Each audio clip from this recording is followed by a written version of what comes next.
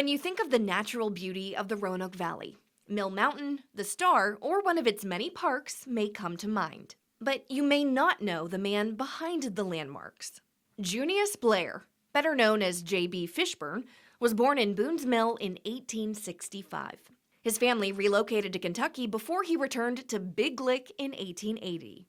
By the time the town became the railroad hub of Roanoke, Fishburn was already building a future in business. He started as a teller at First National Bank, and as the bank grew, he grew with it and ultimately rose to become its president. Nelson Harris is a local historian and a former mayor of Roanoke. He says Fishburn's influence stretched far beyond banking. He co-founded the Roanoke Times Company, Incorporated, and served as an investor, officer, or director of at least 30 corporations tied to transportation, coal, manufacturing, and finance, helping shape Roanoke's growth during the first half of the 20th century. But it's his philanthropy that remains most visible to this day. He had a heart for conservation. Mill Mountain had been offered to the city for purchase, and the city council just said, we can't afford it. J.B. Fishburn stepped in, bought the entire mountain, donated it to the city. That decision preserved Mill Mountain as public land. Fishburn also supported education. Around 1950, he donated 2,500 acres to Virginia Polytechnic Institute for its educational mission.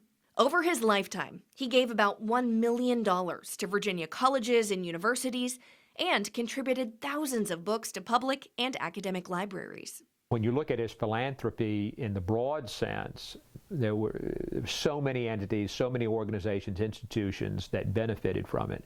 But Roanoke was the primary beneficiary. When Fishburn died in 1955, he left his personal residence, Mountain View, to the city of Roanoke.